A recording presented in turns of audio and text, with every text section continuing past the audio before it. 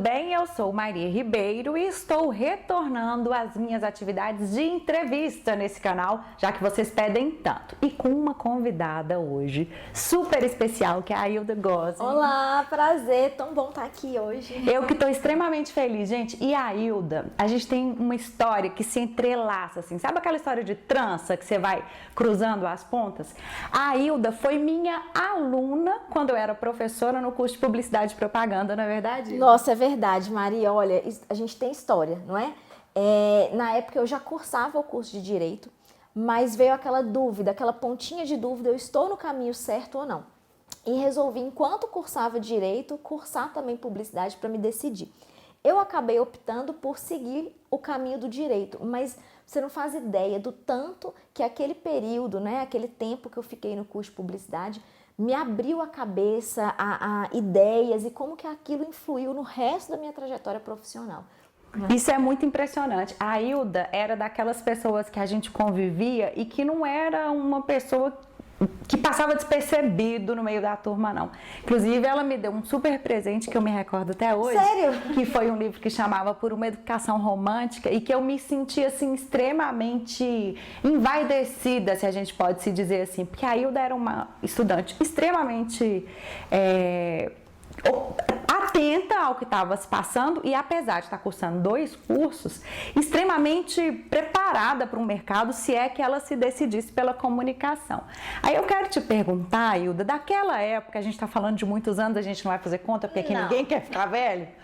Você tem algo que você aprendeu? Porque hoje, só contando para vocês, a Ailda é procuradora no município de Goiânia, é também professora de cursos online de Direito, tem projetos maravilhosos que ajudam muitas pessoas que também sonham em passar em concurso. E daquela época, teve algo que fez a diferença para você conseguir alcançar esse cargo que tem tanta gente sonhando? Nossa, claro, assim, tem muitas coisas, né? Mas se a gente for contar todas, a entrevista não vai acabar. Então, assim, para pincelar algumas coisas, tem uma aula específica da Maria que me marcou assim, e sempre que a gente voltava a encontrar, eu falava com ela, nossa Maria, mas eu lembro daquele dia que você falou aquilo, então eu vou resumir rapidinho. A gente não faz ideia, né? Uma coisa, um conteúdo, um assunto que a gente trabalha numa aula, ou que a gente passa para um público, porque querendo ou não, o aluno, ele é seu público ali, né? Como que aquilo pode impactar o resto da vida da pessoa. A Maria falava nas aulas de comunicação e tudo mais, que todo mundo enxerga o mundo com uma lente, como se todos nós usássemos, na verdade, óculos. E às vezes essa lente está embaçada, né? Aquela velha história de você acha que a roupa da vizinha está suja, mas está limpinha, e a sua lente que está embaçada.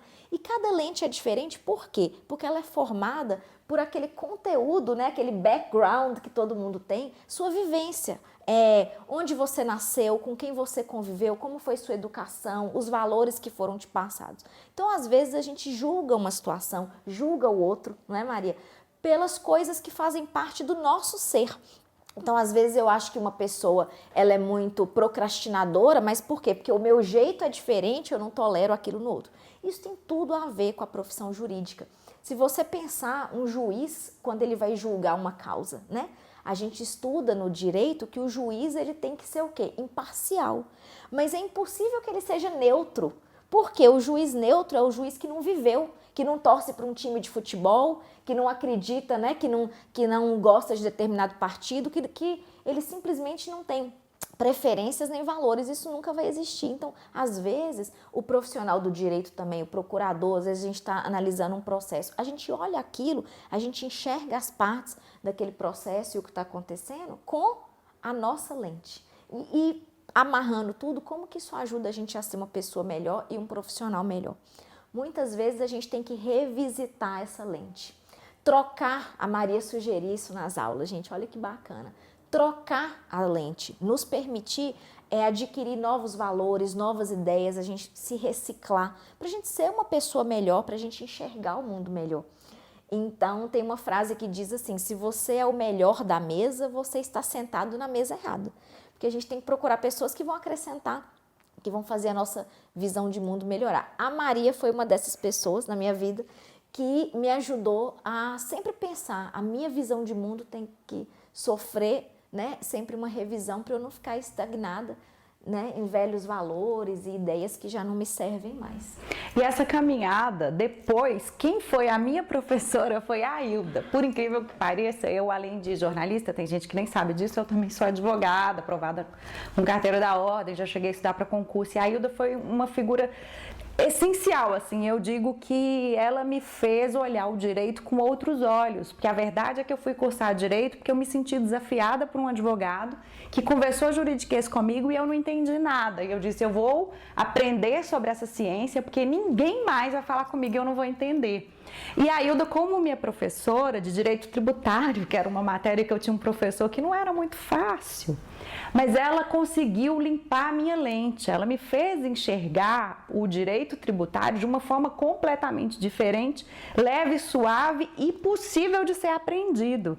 E eu acho que isso tem muito a ver com a gente fazer o que a gente ama, eu brinco muito com isso, que a gente precisa viver o nosso propósito. E a Ailda hoje é procuradora de Goiânia, mas ela também é uma excelente professora, eu digo professora de vida. A gente tinha um grupo que a gente estudava junto e são pessoas queridas que eu trouxe para a vida graças a Ailda, porque eu estava voltando da minha viagem para a Europa e vou estudar para concurso, não vou estudar para concurso, e aprendi muito com você, Ailda. Aprendi com você basicamente que não tem nada que é impossível se a gente se dedicar. Nossa, Maria, assim, você não sabe a honra que é ouvir isso, porque quando eu fiz um curso e tive também, engraçado, da mesma matéria, professores de tributário, eu tive o mesmo professor difícil da Maria na graduação. Quando eu também tive professores de tributário que me fizeram ver a matéria com outros olhos, eu pensei, nossa, limparam a minha lente. E eu penso assim que o papel do professor é esse. Se você precisa falar difícil, se você precisa complicar para parecer que você domina uma coisa que os outros não vão ter acesso, como que você está ajudando o seu aluno? Não é? Então, assim, isso tem tudo a ver com o que a Maria faz hoje. Ela ajuda pessoas que querem se comunicar a levar a mensagem delas para as outras pessoas. Eu acho isso fantástico. E o professor, ele tem que entender que o papel dele é desmistificar a matéria para o aluno, é fazer com que seja compreensível para o aluno falar assim, não, isso não é difícil, isso é possível. Então, assim, sempre que eu posso, eu procuro na sala de aula usar uma linguagem acessível. E se eu tenho que usar um termo difícil, imediatamente eu vou trabalhar aquele termo com sinônimos ou com exemplos e historinhas para transformar aquilo numa coisa acessível. Eu acho que é isso que é bacana, assim. Se você tem que se impor para alguém como detentor de um conhecimento que é impossível de alcançar, a quem que você está ajudando? Né? Então, hoje, assim, com as suas dicas e tudo mais, você leva para as pessoas uma facilidade que você tem desde que eu te conheço. A Maria tem uma experiência de televisão, de entrevista, de vídeos fantástica. Então, você facilitar a vida do outro tem muito a ver também, não só com profissão, mas com a nossa missão como ser humano, né? Então, assim, você está vivendo o seu propósito? Você está agregando valor na vida de alguém? Eu acho que é muito bacana isso, né? A gente sentir que está vivendo o nosso propósito ajudando as outras pessoas de alguma forma. Isso realmente faz meu coração bater mais forte quando eu escuto essas histórias, quando a Ailda disse, quando eu lembro da lente, quando você compartilhou isso, porque a comunicação é, desde que a gente começa a caminhar, a balbuciar, a gente se comunica, né? Crianças comunicam com gestos, comunicam com choro quando ainda não fala. Então, assim, todos nós somos comunicadores por natureza. E eu acho um absurdo que pessoas que tenham conteúdo, que podem transformar a vida de outras pessoas pelo seu exemplo, né, Ailda? A gente não tem filhos, mas a gente tem sobrinhos. Eu tenho um sobrinho que brinca de YouTube. Olá, galerinha, né, João? Titia te ama. E a Ailda tem as sobrinhas dela que também brincam com você. Nossa, um pouco, né? O sonho da minha sobrinha mais velha, a Laurinha, ó, beijo também, Laura e Luísa, o sonho dela é ser youtuber, né? E aí o que aconteceu? A gente foi num restaurante comemorar o meu aniversário recentemente e um jogador famoso de futebol, né, estava sentado na mesa do lado.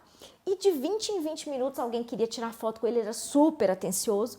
E aí a Laurinha ficava observando aquilo e a minha cunhada falou assim, e aí, Laurinha, tá vendo como é difícil ser famoso? Você vai querer ser famosa mesmo assim, né? A pessoa não consegue nem almoçar direito. Aí ela pensou um pouquinho e disse, sim, eu quero, porque eu posso almoçar na minha casa. Ai, gente, é incrível como então, as crianças nos surpreendem. Elas nos surpreendem. E assim, ela viu alguns vídeos meus antigos, nem me preocupei de tirar, mas são vídeos mais antigos de professora no YouTube e perguntou assim, titia, você é youtuber? Então ela estava assim encantada de ter uma tia com conteúdo no YouTube, né?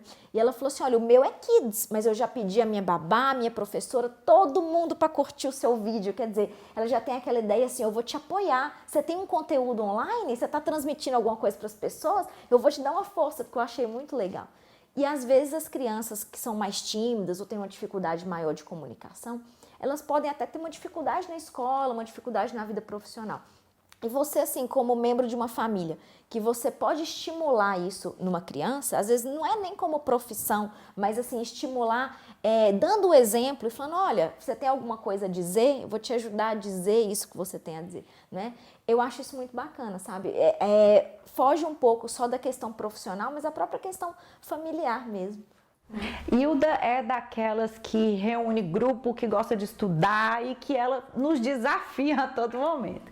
Hilda, para aquelas pessoas que são desse universo, que ainda não atingiram digamos, esse degrau do sucesso, como você que já é procuradora, foi aprovada por um concurso e fez essa opção por essa jornada, porque se não fizesse também teria sucesso em qualquer área que quisesse atuar. O que você diria para essas pessoas que ficam dentro dos livros, muito focadas, mas esquecem de pensar que elas precisam se comunicar e que talvez um jeito de se preparar para aquela etapa temerosa de entrevista, de banca, seja começar esse exercício de compartilhar aquilo que elas estão aprendendo? Nossa, a Maria tocou num ponto assim, que sabe aquele assunto que quando eu começo a falar, eu não paro de falar nesse assunto, os meus amigos sabem disso, mas eu vou tentar não ser prolixa. É um assunto que mexe muito com o meu coração.